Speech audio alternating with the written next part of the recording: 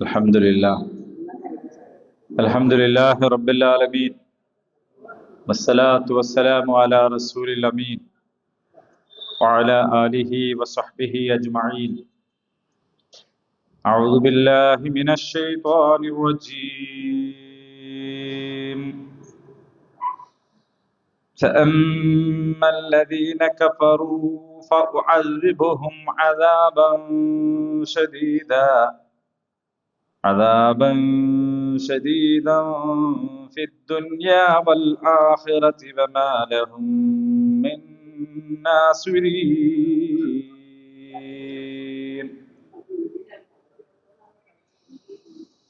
فأما الذين كفروا فأعذبهم عذابا شديدا في الدنيا والآخرة وما لهم من ناصرين.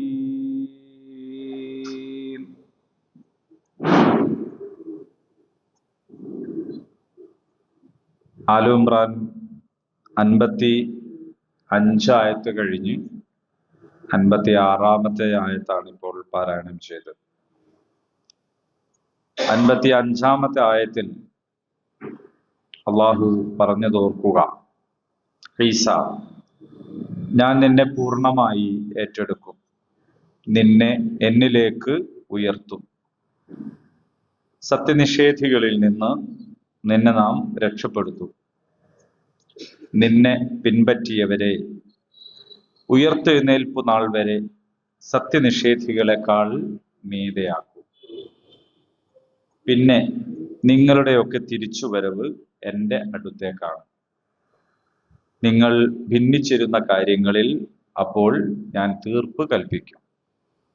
അതിന്റെ തുടർച്ചയായിട്ട് പറയാണ്, അമ്മല്ലദീന കഫറു, എന്നാൽ സത്യനിഷേധികൾ, ഫഉഅദ്ദിബുഹും, ഞാൻ അവരെ ശിക്ഷിക്കും, അദാബൻ ശദീദ, കഠിനമായ ശിക്ഷ, ഫിദ്ദുനിയാ വൽ ആഖിറ, ഫിദ്ദുനിയാ, ദുനിയാവിലും, വൽ ആഖിറ, ആഖിറത്തിലും, വമാലഹും, അവർക്കുണ്ടായിരിക്കുകയില്ല, മിൻ നാസുരീൻ, സഹായികളിൽ നിന്ന് ആരും, അഥവാ സഹായത്തിനാരും ഉണ്ടായിരിക്കുകയില്ല.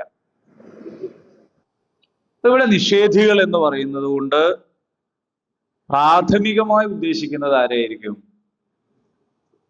നിഷേധികൾ എന്നുള്ളത് കൊണ്ട് ഉദ്ദേശിക്കുന്നത് പ്രാഥമികമായിട്ട് ആരെയായിരിക്കും? യഹൂദികളാണ്. കാരണം അവരാണല്ലോ ചതിപ്രയോഗത്തിലൂടെ ഈസാ അലൈഹി ഇസ്ലാമിനെ കൊല്ലാൻ വിചാരിച്ചത്. നിങ്ങൾ അതിന്റെ ഒരു അവസ്ഥ ആലോചിച്ച് നോക്കൂ. ഇവരിങ്ങനെ ചതിപ്രയോഗത്തിലൂടെ കൊന്നുകളയാൻ തീരുമാനിച്ച്, കുരിശിൽ തറക്കാൻ തീരുമാനിച്ച്, ആ കുരിശിൽ തറച്ചു എന്ന് അവർ കരുതി. ഈ ഒരു സംഭവത്തിൽ ആ കുരിശുമരണത്തെ പോലും, കുരിശുമരണം നടന്നിട്ടില്ല, വമാ ഖതലൂഹു വമാ സ്വലബൂഹു, ഖുർആൻ വളരെ ആവർത്തിച്ചു പറഞ്ഞ ഒരു കാര്യമാണ്. അവർ കുരിശിൽ തറച്ചിട്ടില്ല, അവർ കൊന്നിട്ടില്ല. പക്ഷെ അവരങ്ങനെ കരുതുന്നു, അവരങ്ങനെ വിചാരിക്കുന്നു, അതിനുള്ള കാരണങ്ങളൊക്കെ ഉണ്ട്. അപ്പോ അവർ കുരിശു മരണം എന്ന് വിചാരിക്കുന്ന ഒരു സംഗതിയെ വിശുദ്ധമായ ഒരു കാര്യമായിട്ടാണ് അവർ കാണുന്നത്. ആര് കാണുന്നത്? ക്രൈസ്തവർ കാണുന്നത്. അവര് ചിഹ്നം തന്നെയാണ്. നിങ്ങൾ ആലോചിച്ച് നോക്കൂ, എന്തുമാത്രം ഒരു സംഗതിയാണത് എന്നുള്ളത്.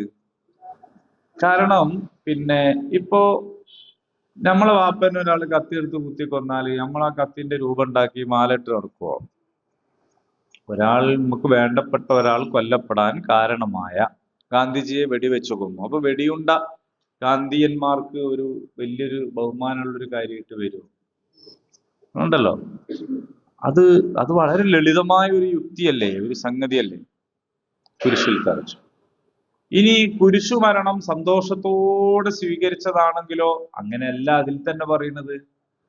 കുരിശും കൊണ്ട് ഓടി എന്നും എന്താ പറയാ,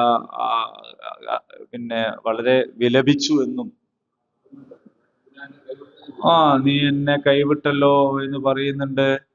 അതേപോലെ പിന്നെ ഇവർ ചെയ്യുന്ന എന്തെന്ന് ഇവർക്ക് അറിയുന്നില്ല എന്ന് പറയുന്നു. ഇങ്ങനെയൊക്കെ അപ്പൊ ഒരു വിഷമമുള്ള കാര്യമായിട്ട് തന്നെയാണല്ലോ അതിൽ പറയുന്നത്.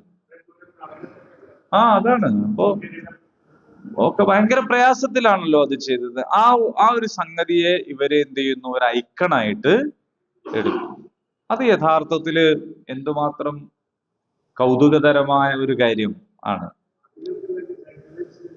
എങ്ങനെ അങ്ങനെ ആണെങ്കിൽ കുരിശും കൊണ്ട് വരുമ്പം തന്നെ വളരെ ഹാപ്പി ആയിട്ടല്ലേ നിൽക്കേണ്ടത്? അതന്നെ, ഹാപ്പി ആയി നിൽക്കണ്ടേ?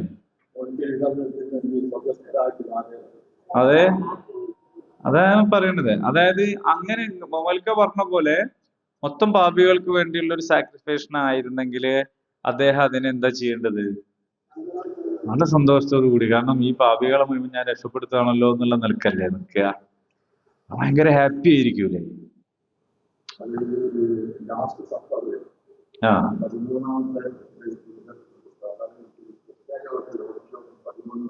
ആ അതെ,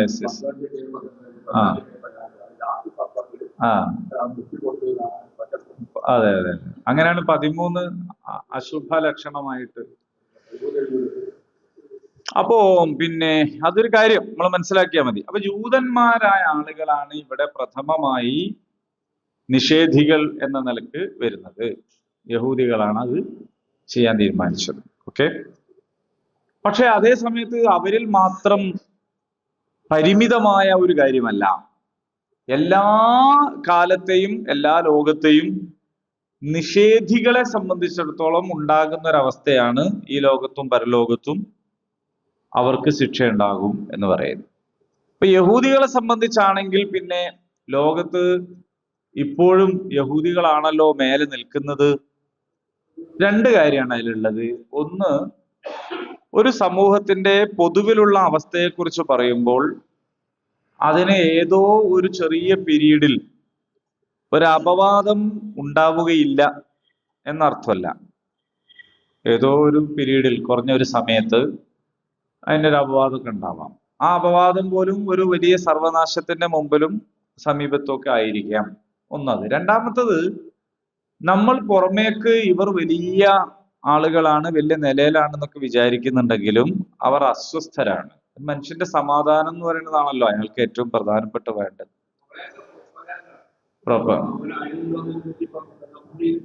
അതെ. അപ്പോ അവരെ സംബന്ധിച്ചിടത്തോളം അവര് ലോകത്തെ ഏറ്റവും വലിയ ശക്തിയാണ്, അങ്ങനെ എന്നൊക്കെ പറയുന്നുണ്ടെങ്കിലും അതൊക്കെ പൊളിഞ്ഞ കാര്യമാണ്. അവരുടെ ചാരക്കണ്ണുകൾ ഭയങ്കരാണെന്ന് പറഞ്ഞു. പക്ഷെ ഈ കുട്ടികൾ ഇവിടുന്ന് അങ്ങോട്ട് ഫാന് കൊണ്ട് ഇതുണ്ടാക്കിയിട്ട് പോയത് വരെ അവര് കണ്ടില്ല. അപ്പൊ അങ്ങനൊക്കെ ഉണ്ട്. അപ്പോ പിന്നെ അവര് അസ്വസ്ഥരാണ്, അവര് പ്രയാസപ്പെട്ട് കഴിയാണ്. മറ്റുള്ളവര് തിന്നാനും കുടിക്കാനും ഇല്ല, ചികിത്സിക്കാൻ സ്ഥലമില്ല, ഒന്നുമില്ലാതിരിക്കുമ്പോൾ പോലും അവരുടെ മുഖം പ്രസന്നമാണ്. അതേസമയത്ത് ഇവര് എല്ലാം ഉണ്ടായിരിക്കെ ഒന്നുമില്ലാത്തവരെ പോലെ പ്രയാസപ്പെട്ട് കഴിയും. അപ്പോ അങ്ങനെയുള്ളൊരു സംഗതി. ഇനി മൊത്തം നിഷേധികളാണെങ്കിൽ അവർക്കുള്ള സംഗതി ഇങ്ങനെ തന്നെയാണ്. അവരുടെ പരമാവധി ശിക്ഷ അവർക്ക് പരലോകത്ത് കിട്ടും. അപ്പൊ ചൂണ്ടയിൽ കുത്തുന്ന ഒരു മത്സ്യം തന്റെ ഇരയെ കിട്ടിയ സന്തോഷത്തില് ചൂണ്ടയും വലിച്ചു ഓടുന്നത് പോലെയാണ്. മത്സ്യം വിചാരിക്കുന്നത് എനിക്ക് വലിയ മുഴുത്ത ഇരയെ കിട്ടിയിരിക്കുന്നു, നല്ല ഞാഞ്ഞൂലിനെ കിട്ടിയിരിക്കുന്നു എന്നാണ്. അതിങ്ങനെ പെടയുമ്പോ എന്നെ ഞാൻ ശരിയായി തരാന്നാണ് വിചാരിക്കുന്നത്. പക്ഷെ അത് തന്നെ ഒരു വലിയ കൊളുത്തിൽ കുരുത്ത് കിടക്കുകയാണ്. ആ ഇര ആ ഞാഞ്ഞൂലിനെ തിന്നുക എന്നുള്ളത് പോലും സാധിക്കൂല. അപ്പോഴേക്ക് എന്താവും? അണ്ണാക്കിൽ വലിയ കുരുക്ക് വരാൻ പോവാണ് എന്ന് ഈ മത്സ്യത്തിന് അറിയൂല. ബുദ്ധിയുള്ള, തന്ത്രശാലിയായ, കഴിവുള്ള ഒരു ചൂണ്ടൽ മത്സ്യബന്ധനക്കാരൻ എന്ത് ചെയ്യും? മത്സ്യം ചൂണ്ടയിൽ കൊത്തിയാൽ അല്പം അയച്ചു കൊടുക്കും. പെട്ടെന്ന് വലിക്കൂല. അയച്ചു കൊടുക്കുന്നത് എന്തിനാണ്? ആ പിടുത്തം നന്നായിട്ട് മുറുകാനാണ്. അപ്പൊ ഈ അയച്ചു കൊടുക്കുമ്പോ മത്സ്യം വിചാരിക്കുന്നത് കിട്ടിപ്പോയി എന്നാണ്. പക്ഷെ കുടുങ്ങിപ്പോയി എന്നിടത്തേക്കാണ് കാര്യങ്ങൾ പോകുന്നത്. അപ്പൊ ദുനിയാവില് ഭയങ്കരമായ നേട്ടങ്ങൾ ഉണ്ടെന്നും ഭൗതികമായി ഞങ്ങൾ വിജയിച്ചു എന്നും ഞങ്ങൾക്കിതാ എല്ലാം കിട്ടിയെന്നും വിചാരിക്കുമ്പോൾ യഥാർത്ഥത്തിൽ അവർക്ക് കിട്ടുകയല്ല ചെയ്യുന്നത്. പുതിയ ഭാഷയിൽ പറഞ്ഞാൽ അവർക്ക് പണി കിട്ടുകയാണ് ചെയ്യുന്നത്. ഓക്കെ, ആ പുതിയ ഭാഷയാണ്. പണ്ട് പണി കിട്ടുക എന്ന് പറഞ്ഞാൽ നല്ല കാര്യം. ഇനി وأما الذين آمنوا وعملوا الصالحات وأما الذين آمنوا وعملوا الصالحات فيوفيهم أجورهم والله لا يحب الظالمين. അമ്മല്ലദീന ആമനു ഖുർആനിന്റെ ഒരു ശൈലിയാണ്. നരകത്തെ കുറിച്ച് പറയുമ്പോൾ സ്വർഗത്തെ കുറിച്ച് പറയും, നന്മയെ കുറിച്ച് പറയുമ്പോൾ തിന്മയെ കുറിച്ച് പറയും, ഇഹലോകത്തെ കുറിച്ച് പറയുമ്പോൾ പരലോകത്തെ കുറിച്ച് പറയും. അങ്ങനെയുണ്ട്. വിശ്വാസത്തെ കുറിച്ച് പറയുമ്പോൾ കുഫറിനെ കുറിച്ച്. ഇതിനെ ഒരു വളരെ കൃത്യമായിട്ട് മനസ്സിലാക്കാൻ വേണ്ടിയിട്ടാണ് അതൊക്കെ പറയുന്നത്. അമ്മല്ലദീന ആമനു എന്നാൽ വിശ്വസിച്ച ആളുകളോ വഅമിലു സ്വാലിഹാത്ത് സൽക്കർമ്മങ്ങൾ പ്രവർത്തിച്ചവരും ഫയുവഫീഹിം അവർക്ക് പൂർണ്ണമായി നൽകും ഉജൂറഹും അവരുടെ പ്രതിഫലങ്ങൾ. വല്ലാഹു ലാ യുഹിബ്ബുൽ ളാലിമീൻ അല്ലാഹു അക്രമികളെ ഇഷ്ടപ്പെടുന്നില്ല. ളുൽമ് എന്ന് പറഞ്ഞാൽ അക്രമം, അക്രമം എന്ന് പറഞ്ഞാൽ ക്രമം തെറ്റിക്കൽ. ളുൽമ് എന്ന് പറഞ്ഞാൽ ആളെ കൊല്ലുന്നതിന്റെ പേരല്ല. ളുൽമ് എന്ന് പറയുന്നത് ക്രമം തെറ്റിക്കുന്നതിന്റെ പേരാണ്. ക്രമം രണ്ട് രീതിയിൽ തെറ്റിക്കാം. ഇപ്പോ ഈ ഫോണ് താഴത്തേക്ക് വീണ് പോയാൽ അവിടുന്ന് എടുത്ത് ഇവിടെ തന്നെ വെക്കുക എന്ന് പറയുന്നത് ഒരു ക്രമം തെറ്റിക്കലാണ്. ഏത് രീതിയിൽ? താഴത്തുള്ള സാധനത്തിനെ മാറ്റുന്നു എന്നുള്ള രീതിയിൽ. പക്ഷെ അത് നല്ല ഒരു മാറ്റാണ്. കാരണം അത് വെക്കേണ്ട സ്ഥാനത്തേക്കാണ് വെക്കുന്നത്. അതേസമയം ഇതിനെ തട്ടി താഴേക്കിടുന്നത് അക്രമമാണ്. കാരണം എന്താണ്? അത് വെക്കേണ്ടിടത്തേക്കല്ല നമ്മൾ വെക്കുന്നത്. ഇത് വ്യക്തികളെ ആണെങ്കിലും സ്ഥാപനങ്ങളെ ആണെങ്കിലും പ്രസ്ഥാനത്തെ ആണെങ്കിലും ആശയത്തെ ആണെങ്കിലും ആദർശത്തെ ആണെങ്കിലും എന്തിനെയാണെങ്കിലും വെക്കേണ്ടിടത്ത് വെക്കുക. ആ വെക്കേണ്ടിടത്ത് വെക്കാതിരുന്നാൽ അതെന്താവും? ളുൽമാകും. അയൽവാസിനെ കാണേണ്ടടുത്ത് അയൽവാസിനെ കാണുക, പെങ്ങളെ കാണേണ്ടടുത്ത് പെങ്ങളെ കാണുക, ഭാര്യനെ കാണേണ്ടടുത്ത് ഭാര്യനെ കാണുക, ഉമ്മനെ കാണേണ്ടടുത്ത് ഉമ്മനെ കാണുക. ഓരോന്നിനും ഓരോ കൃത്യമായിട്ട് പ്ലേസ് ചെയ്യാം. എന്താണ് വേണ്ടത്? അതാണ് തർത്തീബ്. ആ പ്ലേസ് ചെയ്യുന്നത് തെറ്റിയാൽ വാപ്പനെ വിളിക്കേണ്ട പോലല്ല വാപ്പനെ വിളിക്കണത്, പ്രായമുള്ളവരോട് കാണിക്കേണ്ടതല്ല കാണിക്കുന്നത്. അപ്പോ ആ പ്ലേസ് ചെയ്യുന്നത് തെറ്റിയാൽ അത് ളുൽമാണ്.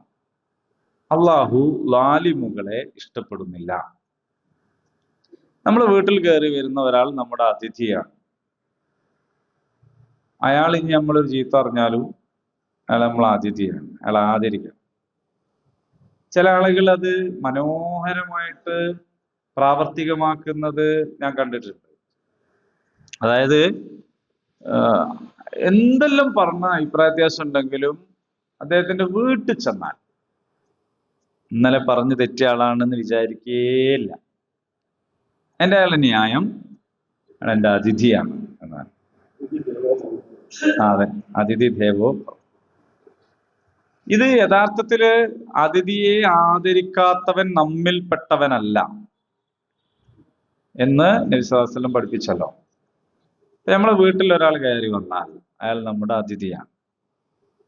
അപ്പൊ അയാളെ കൊണ്ട് നമുക്ക് ചെറിയ അടങ്ങിയറും സംഗതിയൊക്കെ ചിലപ്പോൾ ഉണ്ടാവും. കാരണം നമ്മൾ ഉദ്ദേശിക്കുന്ന ചില സംഗതിയിലൊക്കെ നമ്മൾ മാറ്റം വരുത്തേണ്ടി വരും, ചില സംഗതിയൊക്കെ ഉണ്ടാവും. പക്ഷെ അദ്ദേഹം നമ്മുടെ അതിഥിയാണ്. അദ്ദേഹത്തിന് പരിഗണന, അദ്ദേഹത്തിന് മുൻഗണന.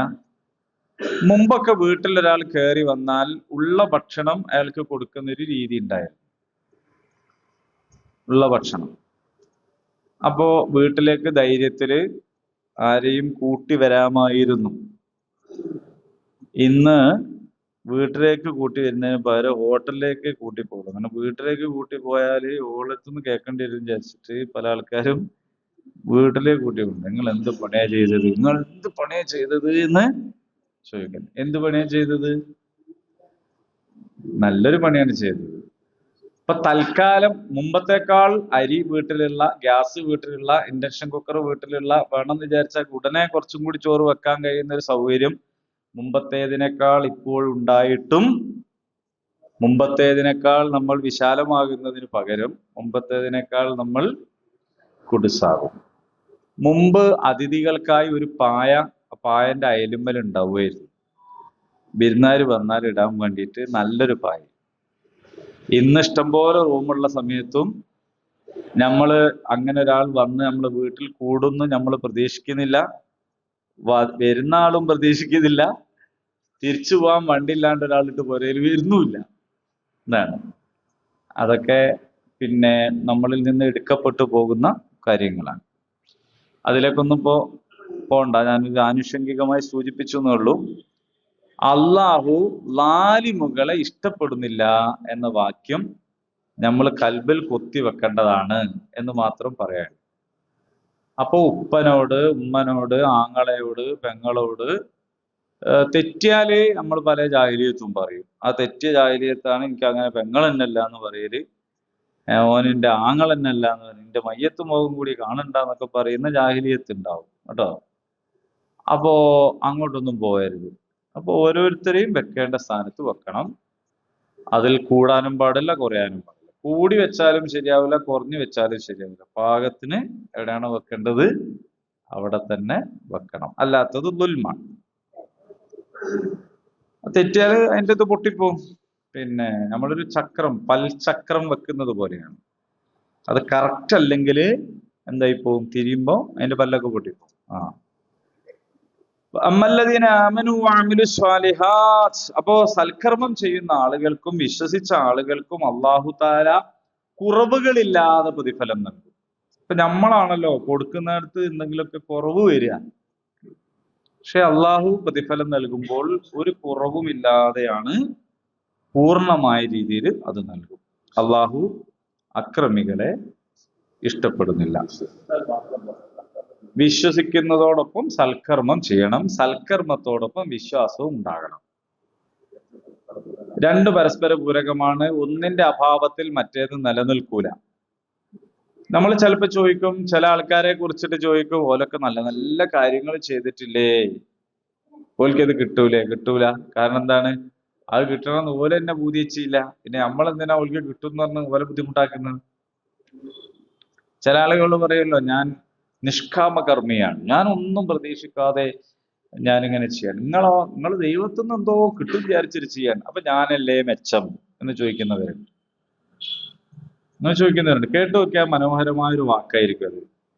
അല്ലയോ ദൈവവിശ്വാസികളെ, നിങ്ങളൊക്കെ സ്വാർത്ഥന്മാരാണ്, നിങ്ങൾക്ക് പരലോകത്തൊന്നും കിട്ടുന്നു, പഠിച്ചവന്റെ അടുത്ത് കിട്ടും വിചാരിച്ചിട്ട് കൊടുക്കുന്നു. എനിക്ക് ദൈവവിശ്വാസം തന്നെയല്ല, ഞാനിത് എവിടുന്ന് കിട്ടാൻ വേണ്ടി കൊടുക്കുകയല്ല, അപ്പൊ ഞാനല്ലേ മെച്ചം എന്ന് ചോദിക്കും. അപ്പൊ നമുക്ക് തോന്നും ഭയങ്കര സംഭവമാണല്ലോ അയാൾ പറയുന്നത്. പക്ഷെ ഒരാൾ രാവിലെ തൊട്ട് വൈകുന്നേരം വരെ മൂടില്ലാത്ത ബക്കറ്റിലേക്ക് വെള്ളം ഇങ്ങനെ കോരി ഒഴിക്കുന്നു, ഒരാൾ നല്ല ബക്കറ്റിലേക്കും കോരി ഒഴിക്കുന്നു. ആരാ മെച്ചം? ഈ ഒഴിക്കുന്ന വെള്ളമാണ് നിലക്കണമെന്ന് വിചാരിച്ചിട്ട് ഓട്ടല്ലാത്ത ബക്കറ്റിൽ ഒഴിക്കുന്നവനാണോ മെച്ചം? അടി തന്നെ ഇല്ലാത്ത ഒരു ബക്കറ്റുമായുള്ള ഒരു കോലം വെച്ചിട്ട് ഞാൻ കോരുന്നത് അടി ഉണ്ടായിക്കൊള്ളണമെന്നൊന്നും ഇല്ല വിചാരിച്ച് ഇങ്ങനെ ഒഴിക്കണവനാണോ മെച്ചം? അത് തന്നെയാണ് പ്രശ്നം. അപ്പോ വിശ്വാസം ഉണ്ടാവുക എന്ന് പറയുന്നത് സ്വാലിഹായ അമലുകളുടെ നിലനിൽപ്പിന് അനിവാര്യമായ കാര്യമാണ്. വിശ്വാസമില്ലാത്ത അമലുകള്, എൻ്റെ ഒരു പ്രശ്നം എന്താന്ന് വെച്ചാൽ, ഇതിന്റെ ഒരു അടിസ്ഥാനം നമുക്ക് തിരിഞ്ഞാൽ കാര്യം മനസ്സിലാവും. വിശ്വാസമുള്ളവന്റെ സൽക്കർമ്മം അള്ളാഹുമായി ബന്ധപ്പെട്ടുകൊണ്ടാണ്, അങ്ങനെയാണ് സൽക്കർമ്മം. അല്ലാത്തവന്റെ സൽക്കർമ്മം അവന്റെ മനസ്സിന്റെ തോന്നലുകളാണ്. ഇന്ന് ഇതാ നല്ലതെന്ന് ഓന് തോന്നിയാൽ അന്ന് ഓനത് ചെയ്യും, നാളെ ഓന് അതിനേക്കാൾ നല്ലതെന്ന് തോന്നിയാൽ വേറെ എന്തെങ്കിലും ഒന്ന് ചെയ്യും. ആ ചെയ്യുന്നതിന്റെ ആഫ്റ്റർ എഫക്റ്റ് എന്തായിരിക്കും എന്നത് അയാളെ സംബന്ധിച്ച് വിഷയമല്ല, അയാൾ തോന്നിയത് ചെയ്യാണ്. ചിലപ്പോ അത് പടച്ചോൻ പറഞ്ഞ സാധനം ആയിപ്പോവും യാദൃശ്ചികമായിട്ട്. പക്ഷെ ഇവന്റെ വിഷയം പടച്ചോൻ പറഞ്ഞോണോ അല്ല എന്നുള്ളതല്ല, ഇവന്റെ വിഷയം ഇവന് തോന്നുന്നു എന്നുള്ളത് മാത്രമാണ്. അപ്പോൾ അവൻ ആരെയാണ് ഇലാഹാക്കുന്നത് എന്ന് വെച്ചാൽ സ്വന്തത്തെയാണ് ഇലാഹാക്കുന്നത്. സ്വന്തത്തെ ഇലാഹാക്കി കഴിഞ്ഞാൽ അള്ളാഹിന്റെ അടുത്ത് എന്താവൂല, രക്ഷപ്പെടും. അപ്പൊ അള്ളാഹിനെ ഇലാഹാക്കുക എന്നുള്ളത്. നമ്മളുടെ ജീവിതത്തില് എല്ലാ കാര്യങ്ങൾക്കും യുക്തി വേണമെന്നാണ് നമ്മൾ വിചാരിക്കുക. പക്ഷേ നമുക്കൊരൊറ്റ യുക്തിയെ വേണ്ടു. ആ യുക്തി അള്ളാഹിന്റെ പൊരുത്തം ഏതാണ് എന്നറിയുക എന്ന യുക്തിയാണ്. അള്ളാഹുവിന്റെ പൊരുത്തം ഇന്നതിലാണ് എന്ന് മനസ്സിലാക്കി കഴിഞ്ഞാൽ അതിന്റെ യുക്തി പിന്നെ വേറെ നോക്കേണ്ടതില്ല. പന്നിയിറച്ചി നമ്മൾ തിന്നാത്തത് പന്നിയിറച്ചി തിന്നാലുണ്ടാകുന്ന അപാരമായ രോഗത്തെ കുറിച്ച് ആലോചിച്ചിട്ടൊന്നുമല്ല. പന്നിയിറച്ചി തിന്നാൽ ഭയങ്കര ആരോഗ്യമുണ്ട് എന്നൊരു ശാസ്ത്രജ്ഞൻ പറഞ്ഞാലും നമ്മൾ പന്നിയിറച്ചി തിന്നൂല. കാരണം അള്ളാന്റെ പൊരുത്തം എന്നൊരൊറ്റ കാര്യമാണ്. വിവാഹവും വ്യഭിചാരവും തമ്മിൽ എന്താ വ്യത്യാസം? വിവാഹവും വ്യഭിചാരവും യുക്തിപരമായിട്ട് നിങ്ങൾ ചിന്തിച്ചു നോക്കൂ. എന്താ അപ്പൊ അതിലൊരു കഥ? ഈ പെണ്ണിന്റെ പോലും സാന്നിധ്യമില്ലാതെ രണ്ടാണുങ്ങൾ തമ്മിൽ ഒരു വർത്താനം പറയാണ്. അതാണ് നിക്കാഹ്, ഒരു കരാറ്. അതിനുശേഷം ഈ ആണും ഈ പറഞ്ഞ പാപ്പാന്റെ മോളും തമ്മിൽ ഒന്നിച്ച് ജീവിക്കുന്നു, ശാരീരിക ബന്ധത്തിൽ ഏർപ്പെടുന്നു. അത് പവിത്രമായ ഒരു കാര്യമാണ്, അതൊരു ഇബാദത്താണ്, അതൊരു ഭയങ്കര സംഭവമാണ്, ആദരിക്കപ്പെടുന്നു. നമ്മളെങ്ങനെ വിളിച്ച് സൽക്കരിക്കും. ഇങ്ങനെ ഒരു വർത്താനം പറഞ്ഞിട്ടില്ല. ഓൻ തന്നെ ഓളെ തിരഞ്ഞെടുക്കുന്നു, ഓളം തന്നെ ഓനെ തിരഞ്ഞെടുക്കുന്നു, ഓരോന്നിച്ച് ജീവിക്കുന്നു. അപ്പൊ നമ്മൾ അതിന് വ്യഭിചാരം എന്ന് പറയുന്നു. നിങ്ങൾ കേവല ഭൗതിക യുക്തിയിൽ ആലോചിച്ച് നോക്കൂ. എന്താ പേലൊരു പ്രശ്നം? വ്യഭിചാരത്തിൽ എന്താ പ്രശ്നം? കേവല ഭൗതിക യുക്തിയിൽ എന്തെങ്കിലും പ്രശ്നമുണ്ടോ? അങ്ങനെ അങ്ങനെയൊക്കെ പറയാം. അപ്പൊ എന്താണ് ഇതിൽ കഥയുള്ളത്? അപ്പൊ യുക്തിപരമായിട്ട് ഇപ്പൊ രണ്ടും ശാരീരിക ബന്ധത്തിൽ ഏർപ്പെട്ടാൽ എന്താണോ സംഭവിക്കുക അത് തന്നെയാണ് കല്യാണം കഴിച്ച ആളുമ്മലായാലും കഴിക്കാത്ത ആളുമ്മലായാലും ഉണ്ടാവുക. ഭൗതികമായി എന്താ ഉള്ളത്?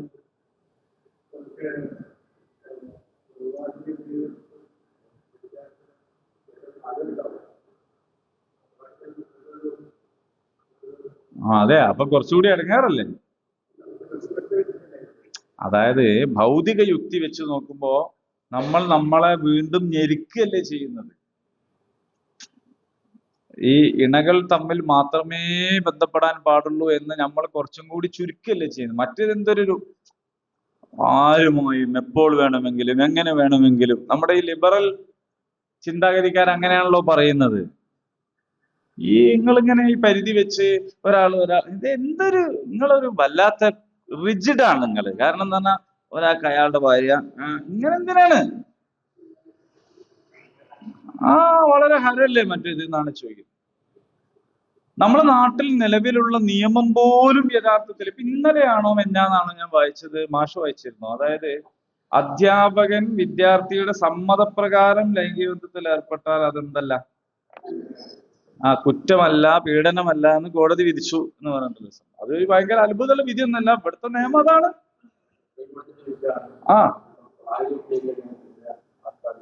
ചെയ്യാം. അപ്പോ അതൊരു നമ്മളെ രാജ്യത്ത് നിയമപരമാണത്.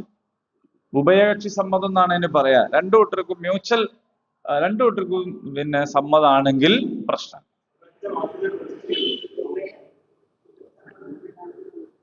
ആളെ പേര് പറയണ്ട. അതുകൊണ്ടാണ് അദ്ദേഹം ചോദിച്ച മുഴുവൻ ചോദ്യത്തിനും പത്രക്കാരോട് പറഞ്ഞത്, ഞാൻ ഇന്ത്യയിൽ ഒരു നിയമത്തെയും ലംഘിച്ചിട്ടില്ല. നിങ്ങൾ ശ്രദ്ധിച്ചു നോക്കൂ. ആദ്യം മുതൽ പറയുന്നുണ്ട്, ഞാൻ ഇന്ത്യയിൽ ഒരു നിയമത്തെയും ലംഘിച്ചിട്ടില്ല. പിന്നെയും ഇദ്ദേഹത്തോട് തിരിച്ചു മറിച്ചൊക്കെ ചോദിക്കുമ്പോൾ അദ്ദേഹം പറയുന്നുണ്ട്, ഞാൻ ഇന്ത്യയിൽ ഒരു നിയമത്തെ ലംഘിച്ചിട്ടില്ല. ക്ലിയർ ആണ്. അപ്പൊ എന്താണ്? അപ്പൊ നമ്മുടെ നിയമവും നമ്മുടെ ആ അർത്ഥത്തിൽ, അതേപോലെ സ്വാതന്ത്ര്യത്തെ കുറിച്ചൊക്കെ സംസാരിക്കുന്ന ചാനൽ ചർച്ചകൾ നിങ്ങൾ ശ്രദ്ധിച്ചു നോക്കൂ. അവിടെയൊക്കെ ഉള്ളത് ഇത് നടപ്പിലാക്കാനാണ്. ഒരു പ്രായപൂർത്തിയായ ഒരാൾക്ക്, ഒരാണിനും പെണ്ണിനും ഇഷ്ടമുള്ളത് ചെയ്തോടെ. നിങ്ങൾ എന്തിനാണ് അതിൽ പോയിട്ട് സദാചാര ഗുണ്ടായുസം കാണിക്കുന്നത് എന്നാണ് ചോദ്യം. എന്തിനാണ് നിങ്ങൾ അതിൽ ഇടപെടുന്നത്? എന്തിനാണ് അങ്ങനെ ചോദിക്കുന്നത്? പക്ഷേ അങ്ങനൊക്കെ ആണെങ്കിലും നമ്മുടെ സമൂഹത്തിൽ നിലനിൽക്കുന്ന ഒരു മതകീയ പൊതുബോധമുണ്ട്. ആ പൊതുബോധം കൊണ്ടാണ് ഇങ്ങനെ ചെയ്യുന്നവരെ ഇപ്പോഴും സമൂഹത്തിൽ നിന്ന് അകറ്റി നിർത്തണമെന്നും ഭ്രഷ്ട് കൽപ്പിക്കണമെന്നും അതൊരു മോശമാണ് എന്നുമുള്ള സംഗതി അൽഹംദുലില്ലാ അതിന്റെ അവസാനെങ്കിലും ഇപ്പൊ നിലക്കുന്നു.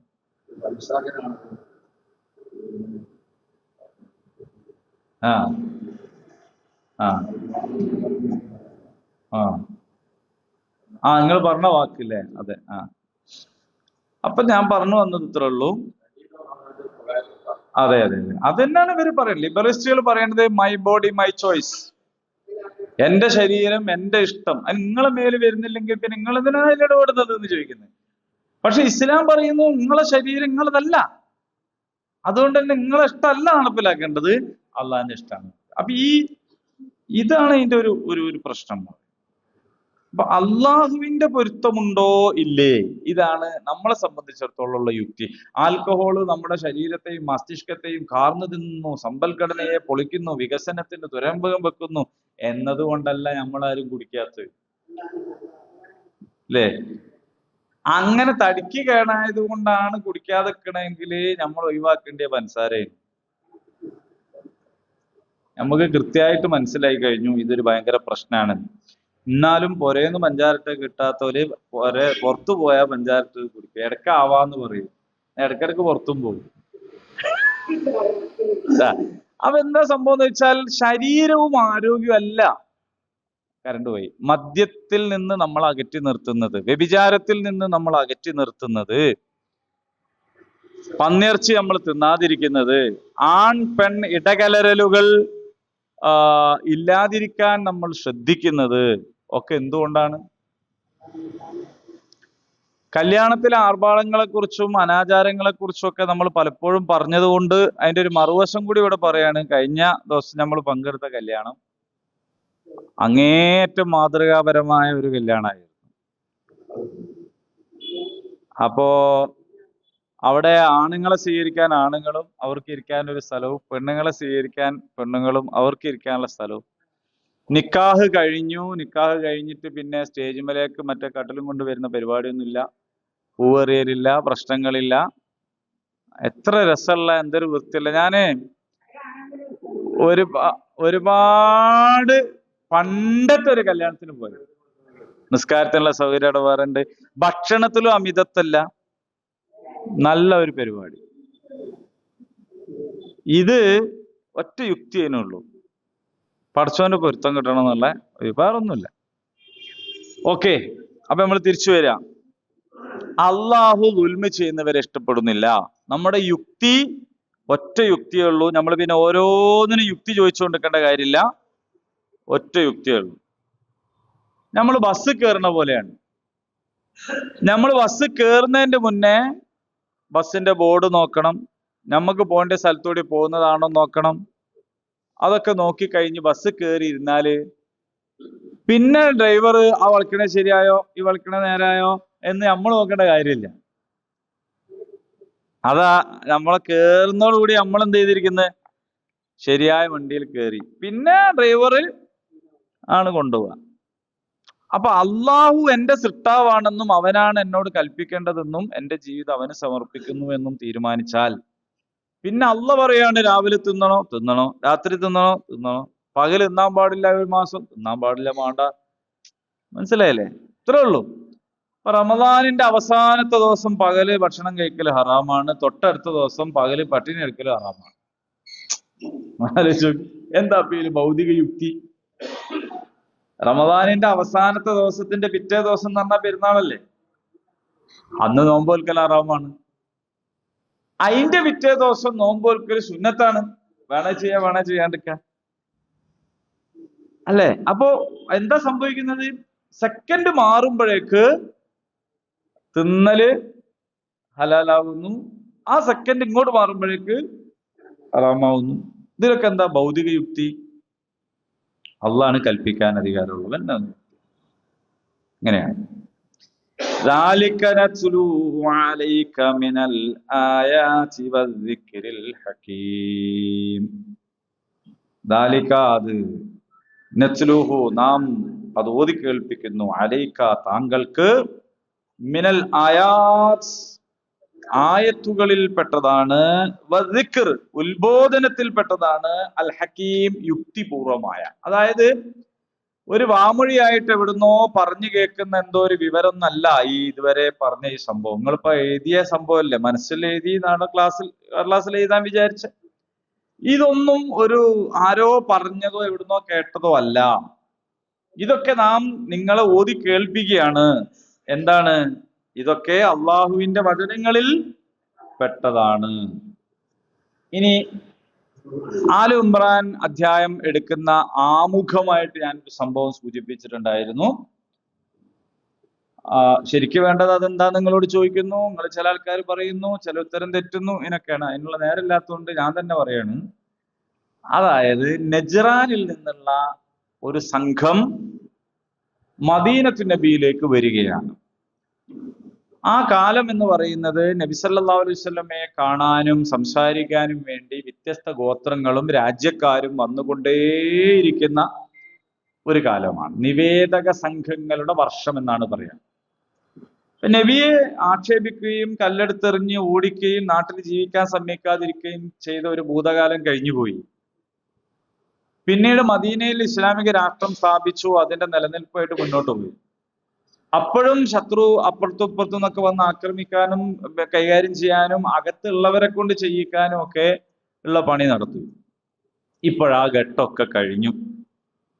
ഇപ്പോൾ എത്തി നിൽക്കുന്ന ഘട്ടം ഏതാണ് എന്ന് ചോദിച്ചാൽ, ആളുകൾ ഇങ്ങോട്ട് വരികയാണ്, അലയൻസിന് വേണ്ടി വരികയാണ്, സഖ്യമുണ്ടാക്കാൻ വേണ്ടി വരികയാണ്. എങ്ങനെയെങ്കിലുമൊക്കെ ധാരണകളിൽ എത്തണം എന്ന് വിചാരിച്ചിട്ട് സമീപ പ്രദേശത്തുള്ള ഭരണാധികാരികൾ നേരിട്ടും അവരാളെ പറഞ്ഞയച്ചും പ്രതിനിധികൾ വഴിയും ഒക്കെ വന്ന് സംസാരിക്കുന്ന ഒരു കാലം.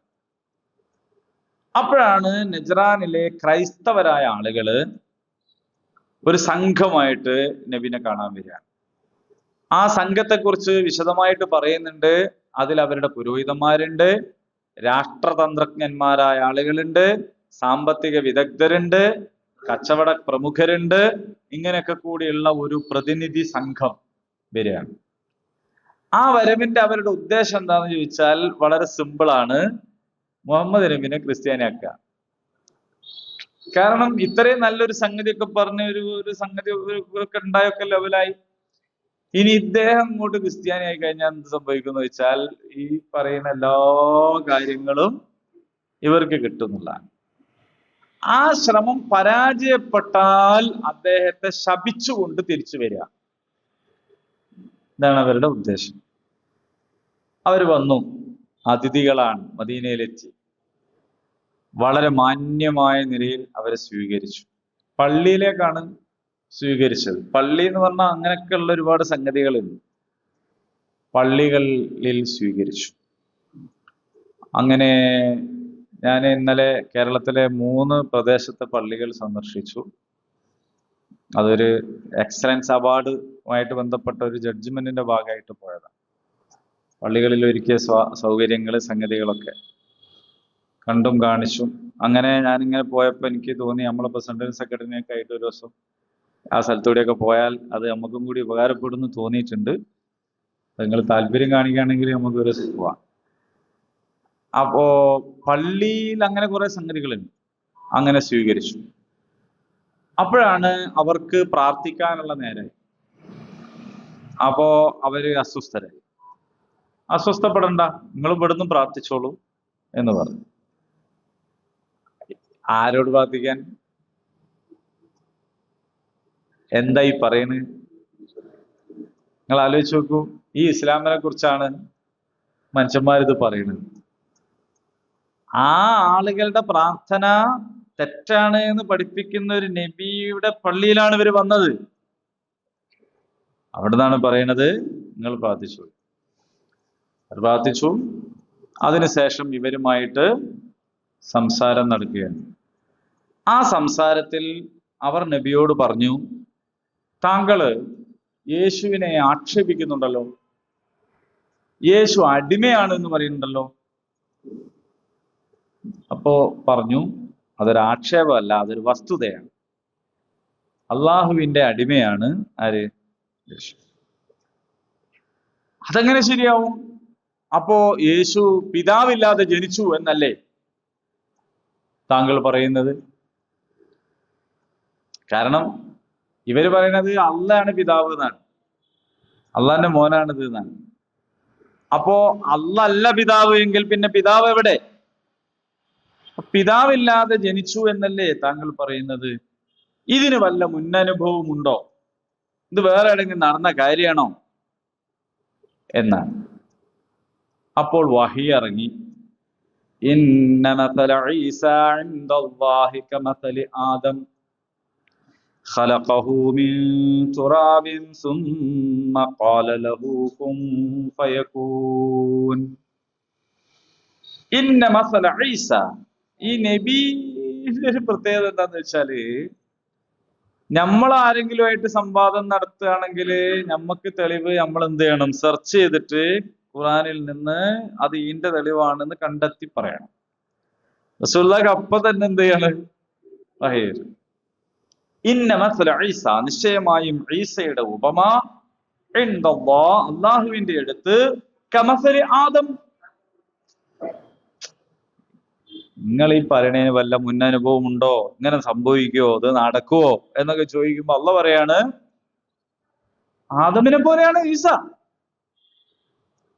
ഖലഖഹു, നാം അദ്ദേഹത്തെ സൃഷ്ടിച്ചു, മിൻ തുറാബ്, മണ്ണിൽ നിന്ന്, സുമ്മ, പിന്നീട്, ഖാല, നാം പറഞ്ഞു, ലഹു, അതിനോട് പറഞ്ഞു, കുൻ, ഉണ്ടാവുക, ഫയകൂൻ, ഉണ്ടായി. അപ്പൊ അള്ളാന്റെ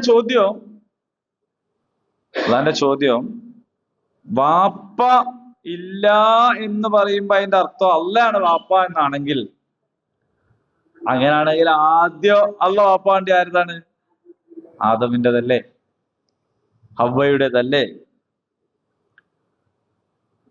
യേശുവിനെ ഉമ്മെങ്കിലുണ്ട്, ആദമിന് ഉമ്മയല്ല വാപ്പയില്ല. അപ്പൊ യേശുവിനേക്കാൾ സ്ട്രോങ് ആയിട്ട് ദൈവപുത്രനാകേണ്ടത് ആരാണ്? അപ്പൊ നിങ്ങളെ യുക്തി എന്തല്ല? ശരിയല്ല. നിങ്ങൾ ഈ പറയുന്നത് ശരിയല്ല. അള്ളാഹുവിന്റെ അടുത്ത് അൽ ഹഖ് മിർ റബ്ബിക് ഫലാ തകും മിനൽ മുംതരീൻ. അൽ ഹഖ് മിർ റബ്ബിക്, ഇത് നിന്റെ നാഥനിൽ നിന്നുള്ള ഹഖായ കാര്യമാണ്. ഫലാ തകുൻ, അതുകൊണ്ട് നീ പെട്ടുപോകരുത്, മിനൽ മുംതരീൻ, സംശയാലുക്കളിൽ പെട്ടുപോകരുത്. ഇത് വളരെ കൃത്യമായിട്ട് പറയാണ്. അപ്പോൾ ആദമിനെ അള്ളാഹു സൃഷ്ടിച്ചു, എന്നിട്ട് കുൻ എന്ന് പറഞ്ഞപ്പോ ആദമായി. ഹവ്വയെ സൃഷ്ടിച്ചു. ചില ഹദീസുകൾ പ്രകാരം ആദമിന്റെ വാരിയല്ലിൽ നിന്ന്. അതെങ്ങനെ വാരിയല്ല എടുത്തത്? അപ്പൊ ആദമിക്ക് വേദനയോ? ഈ ജാതി ചോദ്യത്തിനൊന്നും പ്രത്യേകിച്ച് അർത്ഥമൊന്നുമില്ല. ഹദീസിൽ അങ്ങനെ വന്നാൽ നമ്മളത് വിശ്വസിക്കാം. ആ ഒരു വളവ് എന്താക്കരുത്, പിടിച്ചു വലിച്ച് നിർത്തരുത് എന്നൊക്കെ പറഞ്ഞിട്ടുണ്ട്.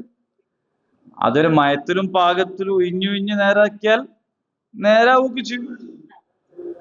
പക്ഷെ നേരാക്കണോന്ന് തന്നെ വളഞ്ഞിട്ടാണെങ്കിൽ പിന്നെ നേരാക്കാണ്ട് കഴിയയില്ല.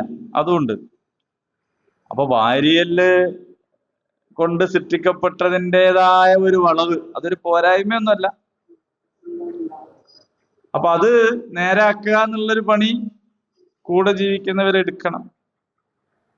അതിനെ കൂടുതൽ വളയ്ക്കരുത്, പിടിച്ചലിച്ച് പൊട്ടിക്കരുത്.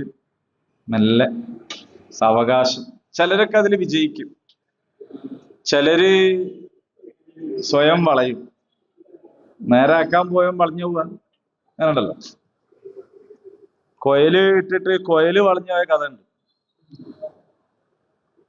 അപ്പോ അള്ളാഹുവിൽ നിന്ന് നമുക്ക് കിട്ടിയൊരു വിവരമല്ലാതെ ഈ വിഷയത്തിൽ നമുക്ക് അറിയില്ല.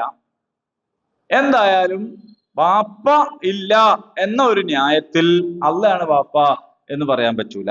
അങ്ങനെയാണെങ്കിൽ ഇതല്ലേ എന്ന് ചോദിക്കുന്നു. ഇനിയോ فمن حاجك فيه من بعد ما جاءك من العلم فقل تعالوا ندع أبناءنا وأبناءكم ونساءنا ونساءكم وأنفسنا وأنفسكم ثم نبتهل فنجعل لعنة الله على الكاذبين. ഫമൻ ഹാജക, ഇനി നിന്നോട് ആരെങ്കിലും തർക്കിച്ചാൽ, ഫീഹി, അതിൽ, മിൻ ബഅദി, ഇതിനൊക്കെ ശേഷവും, മാ ജാഅക, നിനക്ക് വന്നെത്തിയതിന് ശേഷം, മിനൽ ഇൽമ, യഥാർത്ഥമായ ജ്ഞാനം വന്നെത്തിയതിന് ശേഷം. അപ്പൊ ഇതൊക്കെ പറഞ്ഞു, കാര്യങ്ങളൊക്കെ ബോധ്യായി.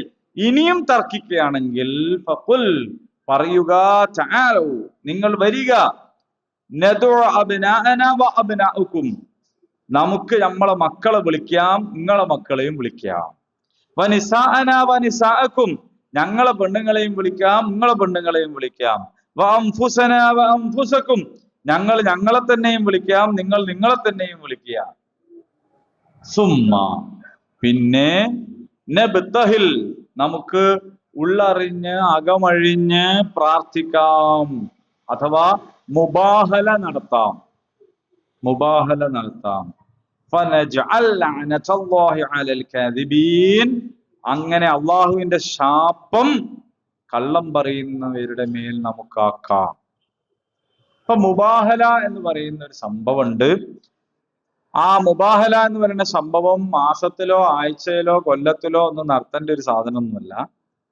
അതൊരു സന്നിഗ്ധ ഘട്ടത്തിൽ നടത്തേണ്ടതാണ്. 1989 മെയ് മാസം 28 കൊടിയത്തൂരിൽ വെച്ച് ഒരു മുബാഹല നടന്നിട്ടുണ്ടായിരുന്നു. ഒരു ഭാഗത്ത് ഈ പറഞ്ഞ ഡേറ്റ് ഓർമ്മയിൽ നിന്ന് പറഞ്ഞാണ്, തെറ്റാണെങ്കിൽ ഡേറ്റേ തെറ്റുള്ളൂ. മുബാഹല അവിടെ നടന്നത്. പിന്നെ ഒരു ഭാഗത്ത് അഞ്ജുമൻ ഇശാഅത്തെ ഇസ്ലാം എന്ന് പറയുന്ന സുന്നി, മുജാഹിദ്, ജമാഅത്ത്, തബ്ലീഗ്, തെരീഖത്ത്, ഇങ്ങനെ എല്ലാ വിഭാഗവും കൂടിയിട്ടുള്ള ഒരു കൂട്ടായ്മയാണ് അഞ്ജുമൻ ഇശാഅത്തെ ഇസ്ലാം. അതൊരു ഭാഗത്തും, മറുഭാഗത്ത് ഖാദിയാനികളും നിന്നുകൊണ്ട് ഉണ്ടായിരുന്ന ഒരു മുബാഹലയാണ്.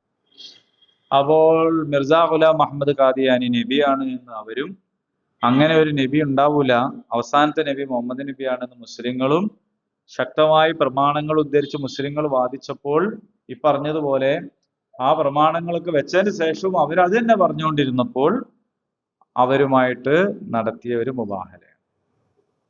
ആ മുബാഹലയിൽ ഇതാണ് സംഭവിക്കുക. അപ്പോ അതെപ്പോഴും നടത്തേണ്ടതല്ല എന്ന് ഞാൻ പറയാൻ കാരണം അതാണ്. ഏതായാലും നബി സല്ലല്ലാഹു അലൈഹി വസല്ലം അള്ളാഹു പറയാണ്, ഓലെ വിളിച്ചോ, മുബാഹല നടത്താം. കാരണം ഓലോടതെല്ലാം പറഞ്ഞു കൊടുത്തു, എല്ലാം മനസ്സിലാക്കി കൊടുത്തിട്ട് അവര് അത് അങ്ങനെ തന്നെ മനസ്സിലാക്കുന്നില്ല. അത് പിന്നെ ഓല അതിൽ തന്നെ കുറച്ച് നിൽക്കുകയാണെങ്കിൽ പിന്നെ അതാണ് ചെയ്യേണ്ടത്. പക്ഷേ അവരെന്ത് ചെയ്തെന്നറിയുമോ? അങ്ങനെ മുബാഹല നടത്തുമ്പോൾ എന്താ വേണ്ടതെന്ന് വെച്ചാൽ, ഞങ്ങൾ പറയുന്നത് സത്യമല്ല, താങ്കൾ പറയുന്നതാണ് സത്യമെങ്കിൽ, നിങ്ങൾ പറയുന്നതാണ് സത്യമെങ്കിൽ ഞങ്ങളുടെ മേൽ ദൈവകോപം ഉണ്ടാവട്ടെ, ശാപം ഉണ്ടാവട്ടെ എന്ന് പ്രാർത്ഥിക്കലാണ്. ഓലോട് ഇത് പറഞ്ഞപ്പോ ഓല് പറഞ്ഞ്, ഞങ്ങളുടേതായ ആരാധനാ രീതികളുമായ ഒരു സമൂഹമായിട്ട് ജീവിക്കാം, നിങ്ങളെ രാജ്യത്തെ ഞങ്ങൾ അംഗീകരിക്കാം, നിങ്ങൾക്ക് ജിസിയ തരാം, അതിന് പറ്റുമോന്ന് ചോദിച്ചു. നബി ആയിക്കോട്ടെ എന്ന് പറഞ്ഞാൽ, നിങ്ങളുടെ ഭരണത്തെ അംഗീകരിച്ച് നിങ്ങൾക്ക് നികുതി തരാൻ ഞങ്ങൾ തയ്യാറാണ്. അപ്പൊ റസൂൽ എന്ത് പറഞ്ഞു? ഓക്കെ പറഞ്ഞു. അതൊന്നും പറ്റൂല, നിങ്ങൾക്ക് ഈ വാദം തിരിഞ്ഞില്ലേ, അപ്പൊ വിശ്വസിച്ചിട്ടേ പോകാൻ പറ്റൂന്ന് പറഞ്ഞില്ല. അവരുടെ സ്വാതന്ത്ര്യം. കാര്യങ്ങളൊക്കെ തെളിയിച്ചോർത്തു, വൃത്തിയായി പറഞ്ഞു കൊടുത്തു. ഇനി എന്തെങ്കിലും സംശയം ഉണ്ടെങ്കിൽ മുബാഹല നടത്താന്ന് പറഞ്ഞു. അവര് മുബാഹലക്ക് ഒരുക്കമായില്ല, അവരതിന് നിന്നില്ല. കാരണം ഓൽക്കറിയാം ഈ ശാപം ഉണ്ടാവട്ടെ എന്ന് പ്രാർത്ഥിച്ച പ്രശ്നമാണ്. അവരെന്ത് ചെയ്തു എന്ന് വെച്ചാൽ, അവരിങ്ങോട്ട് തിരിച്ചു വേറൊരു സംഗതി മുന്നോട്ട് വെച്ചു. അതെന്താന്ന് വെച്ചാൽ, മദീനയിലെ ഇസ്ലാമിക രാഷ്ട്രത്തെ അംഗീകരിച്ചുകൊണ്ട് അതിന്റെ കീഴിൽ ഞങ്ങൾ ഞങ്ങളുടേതായ രീതിയിൽ ജീവിച്ചു കൊള്ളാം. അതിന്റെ സംരക്ഷണം നൽകുന്നതിനാണല്ലോ ടാക്സ് കൊടുക്കുന്നത്. രാജ്യത്തിന് പൗരന്മാർ ടാക്സ് കൊടുക്കും. ആ ടാക്സ് ജിസിയ ഞങ്ങൾ തരാം. റസൂൽ പറഞ്ഞു ആയിക്കോട്ടെ. അങ്ങനെ അവര് പോയി. പിന്നീട് മദീന രാജ്യത്തിന് ജിസിയ കൊടുക്കുന്ന ഒരു സംഗതിയായിട്ട് നജറാൻ മാറി എന്നതാണ് ചരിത്രം. അതിൽ ഒരുപാട് പാഠങ്ങളുണ്ട്. കാരണം റസൂലുള്ളാഹിന്റെ വിട്ടുവീഴ്ച, അവരെ സ്വീകരിച്ചത്, അവരെ ട്രീറ്റ് ചെയ്തത്, അവരോട് കാര്യങ്ങൾ ബോധ്യപ്പെടുത്തി കൊടുത്തത്, സൗഹൃദം തകർന്നു പോകുമോ എന്ന് വിചാരിച്ചിട്ട് കാര്യം പറയാണ്ടിരുന്നിട്ടില്ല. കാര്യമൊക്കെ പറഞ്ഞു, അതിൽ സൗഹൃദം ഒന്നും പോണില്ല, പറയേണ്ട മാന്യമായ രീതിയിൽ പറഞ്ഞു. എന്നിട്ടും അവർ അംഗീകരിക്കുന്നില്ല എന്ന് വന്നപ്പോൾ അവരെ ആക്ഷേപിക്കുകയോ ശകാരിക്കുകയോ ശിക്ഷിക്കുകയോ ചെയ്യുന്നതിന് പകരം അവര് ആവശ്യപ്പെട്ട അപേക്ഷ സ്വീകരിച്ച്, അവര് ചെയ്യുന്നത് ശിർക്കാണ്, പക്ഷെ അവർക്ക് അവരുടെ വിശ്വാസം അനുസരിച്ച്, അവരുടെ ശിർക്ക് അവർക്ക് ജീവിക്കാം. പക്ഷെ എന്തുണ്ടായാൽ മതി? രാജ്യവുമായിട്ട് ധാരണയിൽ എത്തിയാൽ മതി എന്ന് പറഞ്ഞു. അപ്പൊ അതുകൊണ്ട് അജിദ്രോം ചെയ്യാൻ പാടില്ല. അജിദ്രോം ചെയ്താൽ കൈകാര്യം ചെയ്താൽ. അപ്പൊ ആളുകൾ പറയുന്നു, പിന്നെ ഇസ്ലാമിൽ മുസ്ലിങ്ങളല്ലാത്ത ആൾക്കാരോട് ജിസിയ വാങ്ങുന്ന പരിപാടി ഉണ്ട്, അവ രണ്ട് നിലക്കാണ് എന്നൊക്കെ പ്രചരിപ്പിക്കുന്നു.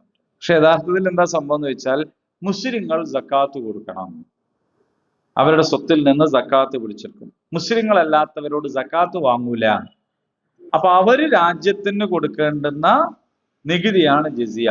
ഇസ്ലാമിക രാഷ്ട്രത്തിന്റെ പ്രത്യേകത, നിങ്ങൾക്ക് ഓപ്ഷൻ ഉണ്ട്. ഒന്നുകിൽ നിങ്ങൾക്ക് മുസ്ലിമായിട്ട് സക്കാത്ത് കൊടുക്കാം, ഇല്ലെങ്കിൽ മുസ്ലിം അല്ലാതെ ജിസിയ കൊടുത്ത് ജീവിക്കാം. ഇത്ര വലിയ വിശാലത വേറെന്താ? നിർബന്ധമായിട്ട് നിങ്ങൾ ഇസ്ലാം സ്വീകരിക്കണം. നമ്മളോട് പറയുന്ന മാതിരി ദേശീയ മുഖ്യധാരയിൽ അലിഞ്ഞു ചേരണം എന്നൊന്നും ആരും പറയുന്നില്ല. നിങ്ങളെ ഇതായിട്ട് പോയിക്കോ. അപ്പോ എന്ത് ചെയ്യണം? ആ അതെ, ആ ജിസിയ വാങ്ങാന്ന് അതാ ഞാൻ പറഞ്ഞത്. അപ്പൊ ഹിന്ദുക്കളോട് ജിസിയ വാങ്ങാന്ന് പറയുന്നതിന്റെ കാര്യം, ഇത്രയും വലിയ അധികാരവും സംവിധാനങ്ങളും ഉണ്ടായിട്ടും അവിടെ ഒരാൾക്ക് ഹിന്ദുവായും ക്രിസ്ത്യാനിയായിട്ടും ഒക്കെ ജീവിക്കാനുള്ള സ്വാതന്ത്ര്യം ഉണ്ടായിരുന്നു എന്നതിന്റെ തെളിവാണ് യഥാർത്ഥത്തിൽ ജിസിയ. പക്ഷെ അതേ തെളിവിനെയാണ് എന്ത് ചെയ്യുന്നത്? അട്ടിമറിച്ചു പറയും. ഏതായാലും മുബാഹല അവിടെ നടന്നില്ല. ആ മുബാഹലയിൽ നിന്ന് അവർ പിരിഞ്ഞു. അവരെന്ത് ചെയ്തു എന്ന് ചോദിച്ചാൽ ജിസിയ തരാൻ തയ്യാറായി എന്നതാണ്. ഇന്ന ഹാദാ ലഹുവൽ ഖസസുൽ ഹഖ് വമാ മിൻ ഇലാഹിൻ ഇല്ലല്ലാഹ് വഇന്നല്ലാഹ ലഹുവൽ അസീസുൽ ഹകീം. ഇന്ന ഹാദാ, നിശ്ചയമായും ഇത്, ലഹുവ, ഇത് തന്നെയാണ്, അൽ ഖസസ്. ഖസസ് എന്ന് പറഞ്ഞാൽ കഥ, സംഭവ വിവരണം, പിന്തുടരൽ എന്നാണ് കേട്ടോ യഥാർത്ഥത്തിൽ. അപ്പൊ ചരിത്രം എന്ന് പറയുന്നത് ഒരു സംഭവത്തെ പിന്തുടരലായതുകൊണ്ടാണ് അതിനെ ഖസസ് എന്ന് പറയുന്നത്. അൽ ഹഖ്, സത്യസന്ധമായിട്ടുള്ള. വമാമിൻ ഇലാഹിൻ, ഒരു ഇലാഹുമില്ല, ഇല്ലല്ലാഹ്, അല്ലാഹു അല്ലാത്ത ഒരു ഇലാഹുമില്ല. വഇന്നല്ലാഹ, നിശ്ചയമായിട്ടും അല്ലാഹു, ലഹുവ, അവൻ തന്നെയാണ്, അൽ അസീസുൽ ഹകീം, പ്രതാപവാനും യുക്തിമാനും അല്ലാഹു തന്നെയാണ് എന്നർത്ഥം. അപ്പോൾ അവിടെ നജ്റാനിൽ നിന്ന് വന്ന ക്രൈസ്തവരെ സ്വീകരിച്ചത് മാതൃകാപരമാണ്, സംവദിച്ചത് മാതൃകാപരമാണ്. ഒടുവിൽ അവർക്ക് ഉത്തരം മുട്ടിയപ്പോൾ ഇസ്ലാം സ്വീകരിക്കാൻ അവരെ നിർബന്ധിച്ചില്ല എന്നത് മാതൃകാപരമാണ്, അഭിമാനകരമാണ്. അവരോട് ജിസിയ വാങ്ങി അവരെ ആ രാജ്യത്ത് ജീവിക്കാൻ വിട്ടു എന്ന് പറയുമ്പോൾ റസൂലുള്ളാഹിക്ക് പൂർണ്ണ ബോധ്യമുണ്ട് അവരാരാണ്? ഷിർക്ക് ചെയ്യുന്നവരാണ്. ഇന്ന ശിർക ലദുൽമുൻ അദീം, കഠിനമായ അക്രമമാണ് ഷിർക്ക് എന്നറിയാം. പക്ഷേ ഷിർക്ക് ചെയ്യാനാണ് ഒരാൾ തീരുമാനിക്കുന്നതെങ്കിൽ അവർക്ക് ഷിർക്ക് ചെയ്യാനുള്ള സ്വാതന്ത്ര്യം വകവെച്ചു കൊടുക്കുക എന്ന് പറയുന്നത് ഒരു ഷിർക്കും ഒട്ടുമേ ഷിർക്കില്ലാതെ ജീവിക്കുന്ന മുഅ്മിനീങ്ങൾക്ക് ബാധ്യതയുള്ള കാര്യമാണ് എന്നർത്ഥം. അത്ര ക്ലിയറാണ്. അപ്പൊ അതുകൊണ്ട് അവര് മുബാഹല നടത്താതെ അവര് പിരിഞ്ഞു. അവര് ജിസിയ തരാൻ തീരുമാനിച്ചിട്ട് പോയി. അള്ളാഹു അതിനോട് ചേർത്ത് പറയാണ്, ഇത് സത്യസന്ധമായ സംഭവ വിവരണമാണ് കേട്ടോ. തീർച്ചയായിട്ടും അല്ലാത്ത ഇലാഹില്ല കേട്ടോ. നിങ്ങൾ ജിസിയ എന്നാ മതി, നിങ്ങളവിടെ പോയിട്ട് നിങ്ങൾക്ക് വാങ്ങുന്നത് ചെയ്തോളി എന്ന് പറഞ്ഞാല് ഇതിലെന്തോ സംശയം ഉണ്ടായിട്ടല്ല, ഇത് അക്കാണ്, ഇത് ഉറപ്പാണ്. പക്ഷെ അത് ഉറപ്പായിരിക്കെ തന്നെ നിങ്ങൾക്ക് എന്ത് ചെയ്യാം? ഒട്ടും ഉറപ്പില്ലാത്തൊരു സംഗതി ചെയ്യുന്നതിനുള്ള സ്വാതന്ത്ര്യവും ഉണ്ട്. അത് അള്ളാഹു തന്ന സ്വാതന്ത്ര്യമാണ്. വഇന്നല്ലാഹ ലഹുവൽ അസീസുൽ ഹകീം, തീർച്ചയായിട്ടും പ്രതാപിയും യുക്തിമാനും അള്ളാഹു തന്നെയാണ്. മതചിന്തകൾ വെടിഞ്ഞുകൊണ്ട് മനുഷ്യൻ ഒന്നാവലല്ല. ഈ മതചിന്ത ഉണ്ടെങ്കിലാണ് മനുഷ്യന്റെ അഭിപ്രായ സ്വാതന്ത്ര്യത്തെയും മനുഷ്യന്റെ സ്വയം നിർണയാവകാശത്തെയും അംഗീകരിച്ചു കൊടുക്കാൻ സാധിക്കുക എന്നതാണ്. നമ്മൾ ജീവിക്കുന്ന ഈ സമൂഹത്തിൽ നമ്മളെന്തോ ഒരു കുറ്റബോധത്തോടെ മാപ്പുസാക്ഷി സ്വഭാവത്തോട് കൂടിയിട്ട് അല്ല. ഇതേപോലെ ബഹുമത സമൂഹത്തിൽ തന്നെയാണ് റസൂലും ജീവിച്ചത്. എല്ലാവരോടും എങ്ങനെ പെരുമാറണം റസൂൽ പഠിപ്പിച്ചു തന്നിട്ടുണ്ട്. ആ അർത്ഥത്തിൽ നമുക്ക് വളരെ സുഖകരമായി അഭിമാനബോധത്തോടെ തന്നെ ബഹുമത സമൂഹത്തിൽ ജീവിക്കാൻ ഒരു പ്രയാസവും ഉണ്ടാവുകയില്ല. അവരോട് മാനുഷികമായ ഒരു ബന്ധവും ഇസ്ലാം വിലക്കിയിട്ടില്ല. അതുകൊണ്ടാണ് അവരിൽ നിന്ന് ജിസിയ എങ്ങോട്ട് വാങ്ങുന്നു, അവരുടെ ജീവനും സ്വത്തിനും സംരക്ഷണം ഇവിടുന്ന് അങ്ങോട്ടും നൽകുന്നു. അതിലൊന്നും ഒരു തർക്കമില്ല. പക്ഷെ അവരുടെ ദീൻ അംഗീകരിക്കുന്നില്ല, ഇവരുടെ ദീൻ അവരും അംഗീകരിക്കുന്നില്ല. ഓക്കെ, അള്ളാഹു അനുഗ്രഹിക്കുമാറാകട്ടെ. അല്ലാഹുമ്മ റബ്ബനാ തഖബ്ബൽ മിന്നാ ഇന്നക അൻതസ് സമീഉൽ അലീം വതുബ് അലൈനാ ഇന്നക അൻതത് തവ്വാബുർ റഹീം. ربنا آتنا في الدنيا حسنة وفي الآخرة حسنة وقنا عذاب النار. آمين. الحمد لله رب العالمين.